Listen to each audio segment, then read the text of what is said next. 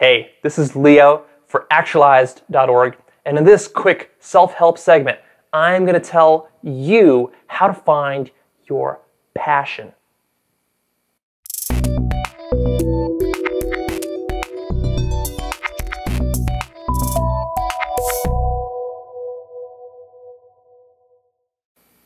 Hey, all right, so let's crack into this. And this is a favorite topic of mine, is living a passionate life. That's what I'm about. That's what I want for you guys. So let's really dig into some of the details of what it takes to find your life passion. Now, if you're looking at this video, then you do not have a life passion. And most people do not have a life passion. I would say 99% of the population does not have this part of their life handled, and they are missing out on so much. So first of all, realize that you're normal. You're kind of in where most people are. Second of all, realize that it takes time and effort to find your passion. Your passion does not just come and land on your lap by accident. Very, very rarely does that happen. Passion is something that you need to think about, something you have to work towards, and something that is also worth putting the energy into finding. All right? This is critical because I find that most people do not have their passion for this reason. You know why it is?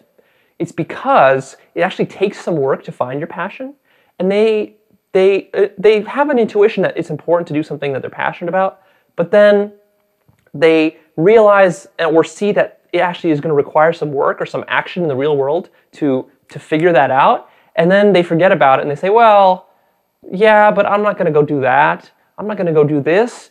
I'm not going to do the work to find my passion. I just want to find my passion. Just give me my passion. What's my passion? Right now I'm going to find my passion and I'm just going to go and do it. And that's the end of it. And then I'm never going to look back at this question again. And with that attitude, this attitude where they expect it to be easy, effortless, totally, they never find it because it does take some work. It's kind of like saying, give me a six-pack. I want a six-pack right now. You can't have a six-pack without the work. You have to put some work into it. But here's the silver lining.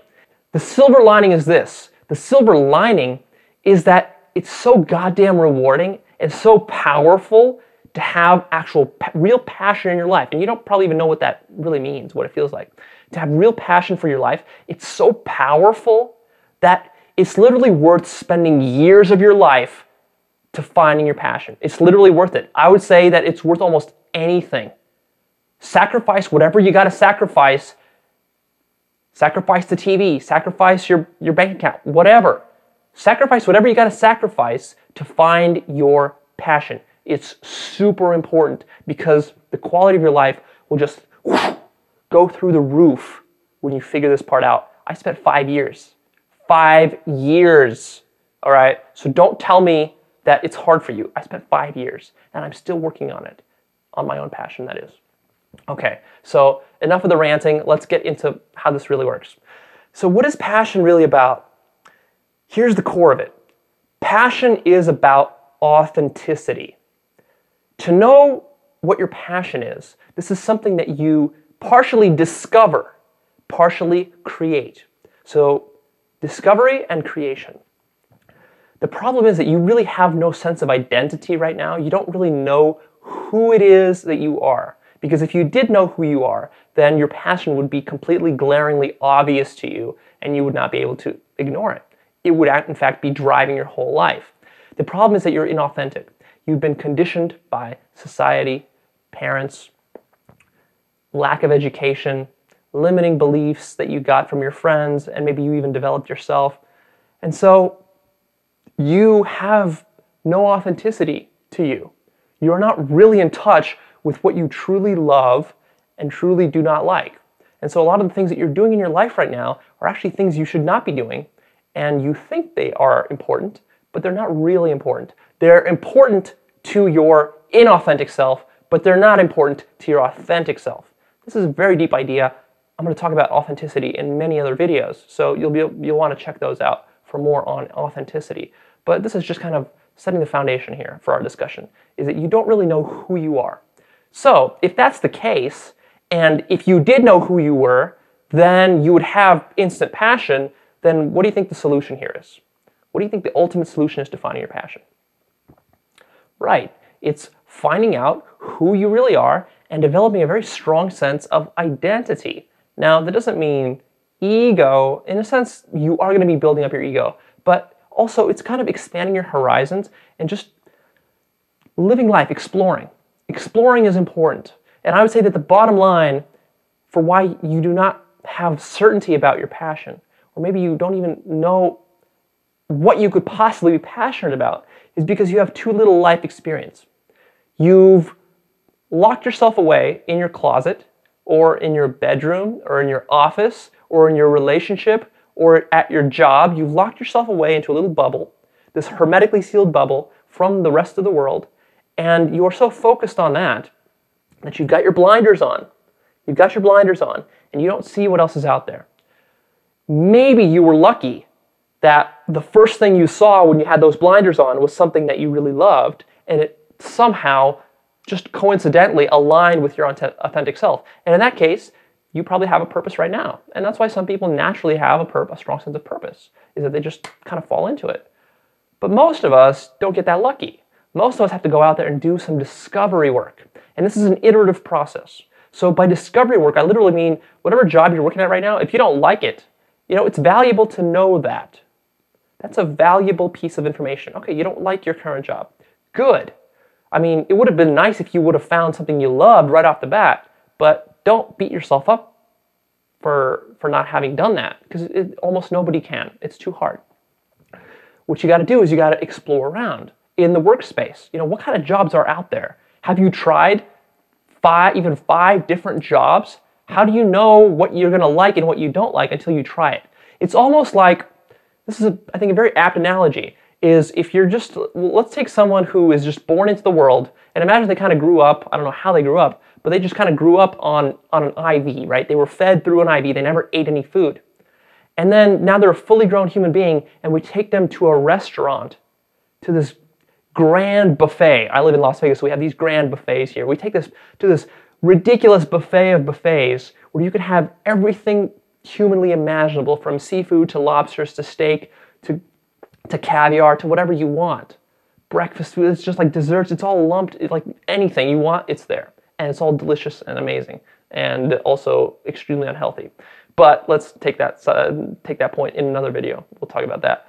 So we'll take this person to this buffet, and now this person, he has never, ever, ever in his life eaten anything. So he doesn't know what anything tastes like. Now you ask that person, go pick one dish, just one dish. You only have one dish to pick. Go pick that one item from the whole buffet and be really passionate about it. Like really love it. Fall in love with it. Is that going to happen? How is that going to happen? It's like I'm telling him to go and pick out his favorite food when he hasn't tried any food yet. It's not going to work because he hasn't sampled it. You need to literally start to treat your life and life in general as a buffet with all this variety out there. And what you got to do is you got to do a little bit of sampling. Now, of course, this doesn't mean you have to go quit your job right now. There are smart ways to do sampling. There are smart ways to do this in life. So this doesn't literally mean that you need to go and have 5 very different jobs. Practically, that's challenging to do. It's challenging to go be an engineer, then be a doctor, then be a lawyer, then be a politician, and then be an artist. You can't realistically do that in life. But what you can do is you can start testing the waters. This is where you have to become smart. And this is where the work process comes in. So if you're working, let's say, as an engineer right now, and you found out by working at an engineering firm for a few years that engineering is dry, it's boring, it's not really your passion, something about it is rubbing you the wrong way. Okay, so that's fine. So you know that's not where you're going to end up in the long run. That means that you need to now start thinking about what else you could be passionate about. So you have to start to ask yourself, what is it about this place that I'm in right now that's rubbing me the wrong way? Because there are hints there. And these hints are very powerful, so we can look at those hints and we can say, okay, so engineering, why don't I really like engineering?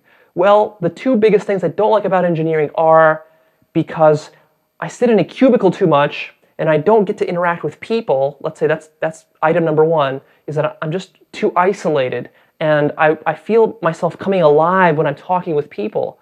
I feel myself coming alive when I'm in a group meeting. But we just, as an engineer, we don't do that enough. We don't have enough meetings. And most of my work is just sitting at a computer punching away at some spreadsheet or drawing some schematics or whatever. So that's problem number one. And maybe problem number two, the thing that I really don't like is I found out that I don't really like working for a large corporation. Like, I've been working in this company of 10,000 people, and our division has 300 people in it, and my boss is overseeing a team of 50 of us, and we're all working on this one project, and I don't like working in that kind of environment. So those might be two things that you don't currently like about engineering. Now, those are valuable. So you can now use those to intelligently decide what your next test in life is going to be. So you're testing stuff out, right? This is almost like being at that buffet, and you go and you say, you know what, I'm going to start with seafood. Let's see if I like seafood. I'm going to go take a shrimp, and I'm going to try a shrimp. So you try that shrimp, and you say, you know what, I don't like seafood. It's kind of like, I don't like the texture of it. It's slimy. It's raw. I don't like this.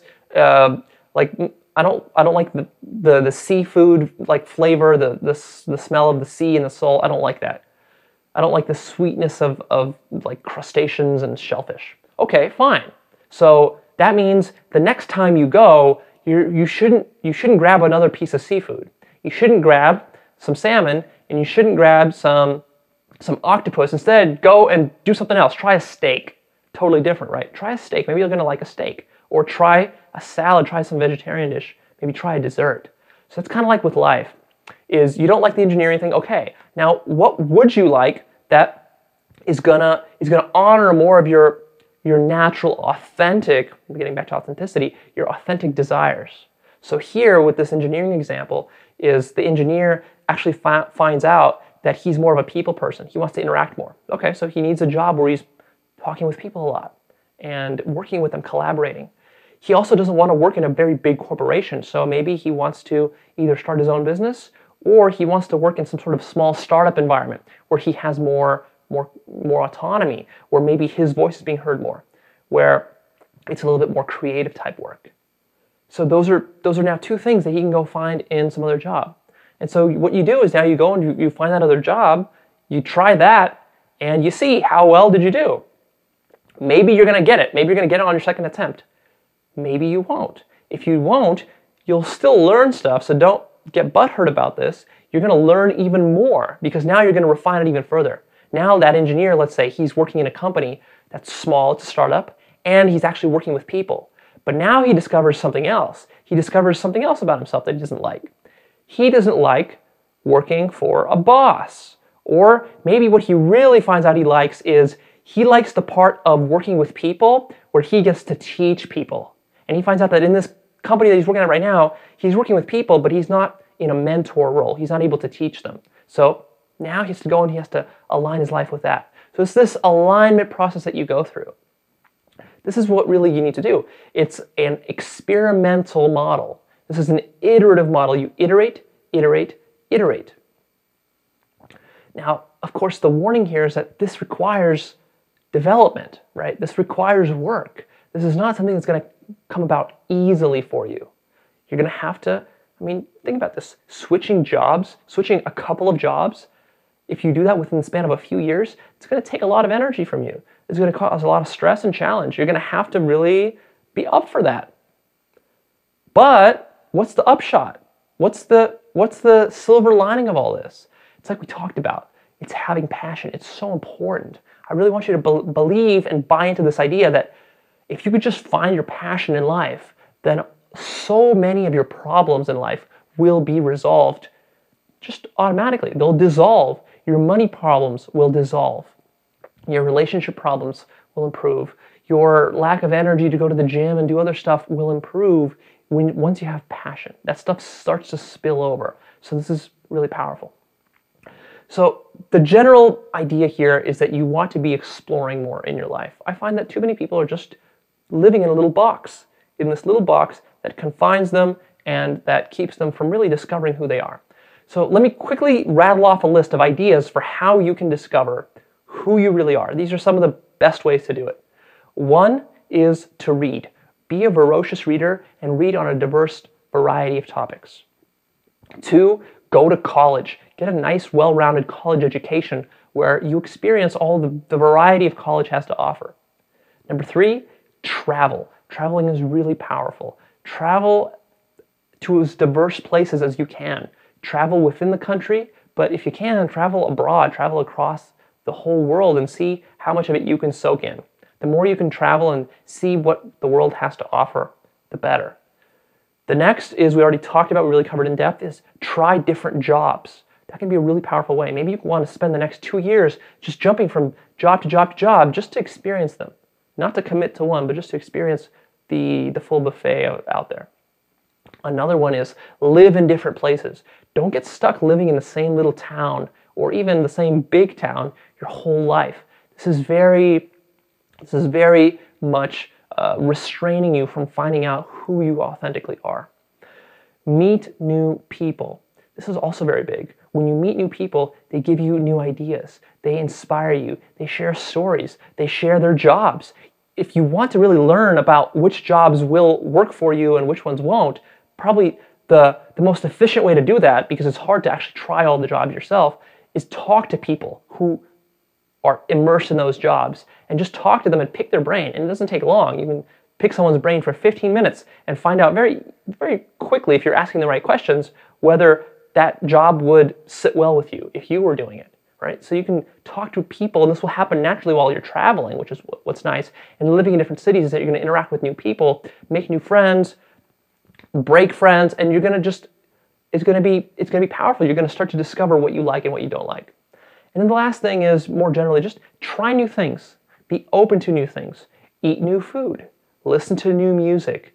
Explore new websites on the internet. Try new TV channels that you haven't watched, although you should not be watching TV. Read a new magazine. Read a new type of book. Go to a new type of place. Go to somewhere you've never been to before. So when you do these things, stuff will just start to pop out at you. You'll just start discovering what you don't like about all these things and the things that you do like. And then the last one, which is super, super powerful, is spend time by yourself alone. Spend long periods of time just by yourself in isolation. This is very important because it gets you in touch with your higher self, your authentic self. Ideas will start bubbling up to you. And when that happens, I almost find that it's necessary. This is necessary if you want to find your passion. Unless you're extremely lucky, you need to go out and explore, like we've been talking about. But then you also need to spend time by yourself, just quietly in isolation, maybe with a journal, or maybe even not. Just sitting and thinking and stewing in the experiences that you've had and thinking about them and asking yourself questions. Questions like, what did I really like about that? And why did I like that? And what about this thing here rubbed me the wrong way? And why did I really not like that? Why do I like this type of person but not that type of person? What do I really love about life? What irritates me about life? What am I already doing that I'm very passionate about as like a side hobby? How could I make money out of that? It's these kinds of questions that you want to be asking yourself. And this is not something you do once. This is something you do consistently. Like I said, an iterative process. Okay, so those are my thoughts quickly on how to find passion. I have a lot more. And each one of these points can really be blown and expanded, and we can really get in depth on each one of those, and I'll shoot more video on that. But for now, I'm wrapping up. This is Leo, I'm signing off. Go ahead and post your comments down below. And of course, please like this and share this so that other people get the message and they can find their passion. That's what we want, is a passionate world for everyone. And then of course, if you're really serious about this, and you really want to feel the passion in your life, then you got to go and check out Actualized.org and sign up to our newsletter there. When you do, you're going to be getting weekly free updates. We don't spam you or anything like that. And then you also get some really awesome bonuses for signing up. But really, the reason that you got to do this is because the whole point of Actualized.org and what I'm doing with you guys is I'm trying to get you more passion, more engaged with your life. And to do that, I found that this is not something you do in one day. This is not something you do by reading one book. This is something that you have to work towards. This is something you have to commit yourself towards. And if you sign up and you follow along with what I'm sharing you guys, I'm committed to giving you the understanding you need, the big picture. I'm drawing the very big picture that very few people out there are drawing for you. It's going to help you understand life. It's going to help you master your own psychology, your own abilities. It's going to help you understand who your authentic self is, and it's going to help you tap into that. That takes some work to do. But wow, when you do it and you're on, even just getting on the path to doing it, you start to see the results, you start to see the benefits, and it's so powerful. It's so amazing. I can't even convey to you how amazing this is. So sign up because it's free. Why would you not want this? Everyone should want this. Sign up for free on the newsletter.